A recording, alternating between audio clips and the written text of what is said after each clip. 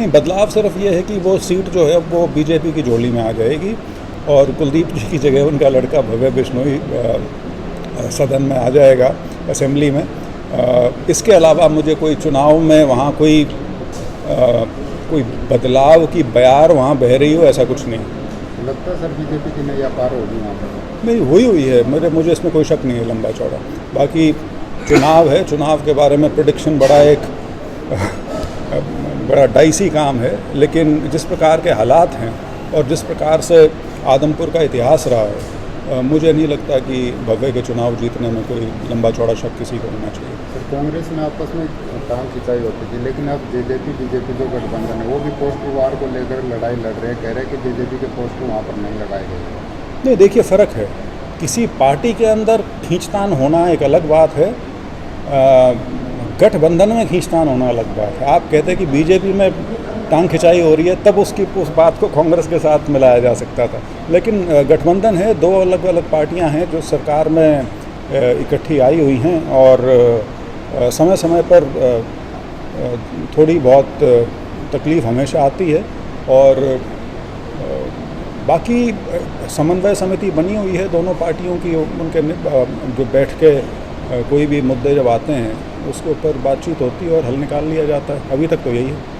Sir लगता है BJP दिल से वहाँ पर अपना समर्थन दे पाएगी, सहयोग कर पाएगी, क्योंकि अभय सिंह चौटाला कह रहे हैं कि देवीलाल को 2 बार भजनलाल परिवार ने उनकी सरकार को तोड़ा था, अगर वो होते तो उनकी गर्दन तक काट लेते। देखिए, मेरे को तो ये चीज़ थोड़ी अटपटी लगती है कि लोग राजनीति को और राजनीति परिदृश्य को परिवारों तक सीमित करने की कोशिश करते हैं।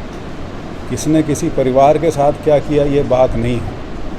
चौधरी देवीलाल जो हैं एक बहुत बड़े नेता थे और उनकी विरासत जो है वो सिर्फ उनके परिवार तक सीमित नहीं, वो पूरा किसान वर्ग जो है उस तक उनकी विरासत है। तो ये कहना कि किसी के परिवार को किसी समय पर राजनीतिक धोखा दिया, मैं इन चीज़ों में ज़्यादा विश्वास नहीं रखता। मैं पार्टी पॉलिटिक्स को ज़्यादा तरजीह देता हूँ बजाय इसके कि व्यक्ति विशेष की बात की जाए। दुष्कर्म के आरोपी है बाबा राम रहीम, हर चुनाव में उनको बाहर निकाल दिया जाता है। लोग कहने लगे हैं कि बीजेपी अब बाबा के भरोसे रह गई है। अब वो संयोग है या क्या है ये तो मुझे नहीं पता, लेकिन अब आदमपुर से उन बाबा जी का क्या संबंध है, क्योंकि मैं तो वहाँ निरंतर जाता रहता हूँ, तो मुझे तो इस बात में कोई किसी भी तरह का कनेक्शन नज़र नहीं आता। हाँ, लेकिन लोग हैं, बात करते हैं तरह तरह की। कुलदीप बिश्नोई जिस प्रकार से किसी न किसी डर से कहा जा रहा है कि ये बीजेपी में आए हैं, तो अब कहा जा रहा है कि बीजेपी दबाव डाल रही है विकास सीबीआई का, और जो बीजेपी थी उसका अब कांग्रेसीकरण हो चुका पूरी तरह से। देखिए, कांग्रेसीकरण जो शब्द है वो किस परिवेश में कहा जा रहा है या उसका इस्तेमाल किया जा रहा है, पहले तो वो चीज़ ज़ाहिर होनी चाहिए। कांग्रेस एक बहुत बड़ी पार्टी थी, अब एक बहुत छोटी पार्टी रह चुकी है। बीजेपी आज एक बहुत बड़ी पार्टी बन चुकी है और जो कुछ साल पहले तक बोलते हैं पार्टी ऑफ गवर्नेंस जो कांग्रेस होती थी, उसको अब बीजेपी ने पूरी तरह से राष्ट्रीय स्तर पर रिप्लेस कर दिया। और जब मैं राष्ट्रीय स्तर की बात कर रहा हूँ तो मैं सिर्फ सेंट्रल गवर्नमेंट की बात नहीं कर रहा, उसमें यदि आप प्रदेशों में भी देखें तो कुछ 6-7 प्रदेशों को यदि आप छोड़ दें तो बाकी सारे प्रदेशों में करीब करीब कांग्रेस का बहुत बुरा हाल है आज के दिन। मैं ये कहूँ कि हाशिए पर चले गए हैं तो भी अतिशोक्ति नहीं होगी। चाहे आप तमिलनाडु की बात कीजिए, चाहे आप उत्तर प्रदेश की बात कीजिए, आप बंगाल की बात कीजिए, ये बहुत बड़े बड़े प्रदेश हैं जहाँ पे कांग्रेस अब बिल्कुल हाशिए पर चली गई है। तो बड़ी स्वाभाविक सी चीज़ है। बीजेपी ने बहुत मेहनत की है पिछले 30-35 सालों में और आज इस स्थिति में पहुँचे हैं कि देश की सबसे बड़ी और सबसे मजबूत पार्टी है और करीब करीब आधे से ज़्यादा प्रदेशों में और केंद्र में 2 बार पूर्ण बहुमत के साथ सरकार। सर आपका परिवार भी एक समय कांग्रेस में रहा था, तो वजह क्या मानते कांग्रेस का हाशिए पर जाना? अब वजह तो देखिए, कांग्रेस के हाशिए पर जाने की वजह तो कई किताबों का या वॉल्यूम्स का एक मुद्दा है। उसमें कोई एक उसमें ना तो आप कोई एक वाक़या उठा सकते हैं कि इस स्टेज पे वो गिरनी शुरू हुई या इस इंसिडेंट की वजह से गिरनी शुरू हुई, या उन्होंने अपनी विचारधारा की ये 2-4 बिंदु छोड़ दिए उस वजह से गिरना शुरू हुआ, तो वो तो एक मैं क्या कहूँ, शोध का विषय है। उसमें किसी एक चीज़ के ऊपर आप उंगली नहीं रख सकते। लेकिन ये ज़रूर है कि क्योंकि इतनी बड़ी पार्टी रही है और इतने साल राज किया है, तो जाते जाते जा रही है। तो जो गिरावट है ख़ास तौर पे पिछले कुछ साल में, वो निरंतर है और उसकी गति भी बढ़ गई है। तो इस वजह से वो और ज़्यादा दिखनी शुरू हो गई है। ख़ास तौर पे यदि आप लोकसभा को देखें तो पिछली बार 44 थी, इस बार 52 आई हैं।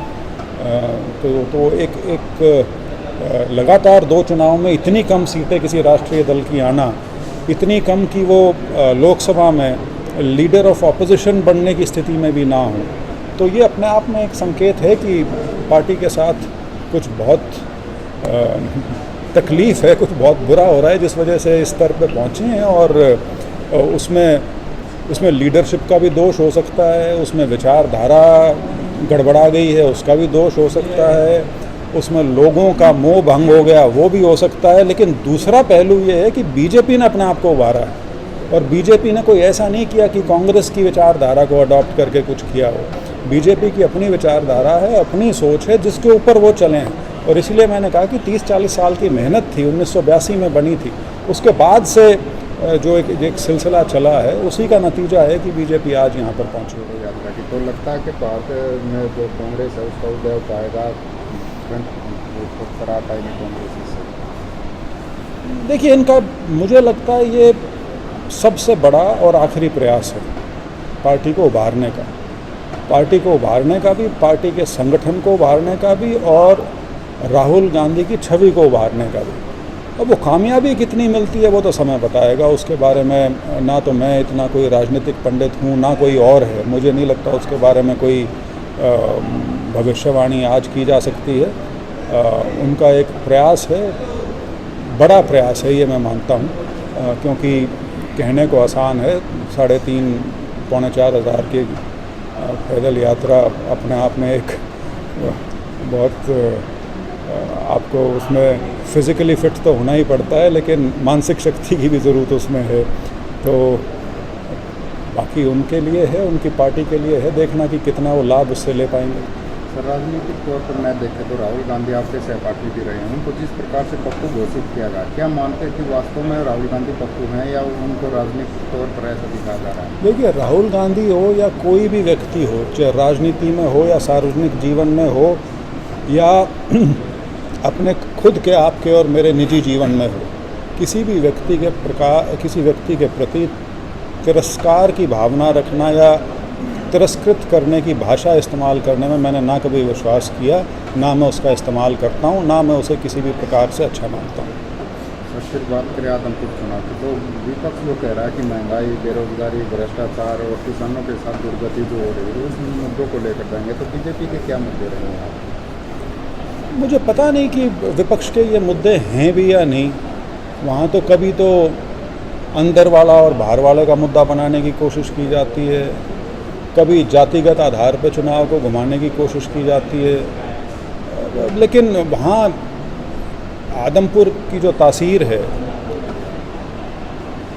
वो मोटे तौर पे तो ये है कि एक तरफ चौधरी भजनलाल का परिवार है, जिनके वंशज अब भव्य बिश्नोई चुनावी मैदान में हैं, और दूसरी तरफ वो हैं जो उनका विरोध करते हैं। लेकिन एक नई चीज़ जो है अब वो ये कि कुलदीप बिश्नोई जी और भव्य बिश्नोई बीजेपी में हैं और बीजेपी के कैंडिडेट हैं। तो बीजेपी का जो एक बिल्कुल ग्राउंड लेवल पे जो बीजेपी का कार्यकर्ता है और जो बीजेपी का जो एक वोट पूरे प्रदेश में बना है, वो एक अपना स्थान रखता है, जिसकी वजह से मुझे नहीं लगता कि इस चुनाव में कोई दिक्कत आएगी या किसी प्रकार का कोई बहुत ज़्यादा कांटे वाला मुकाबला होने वाला है।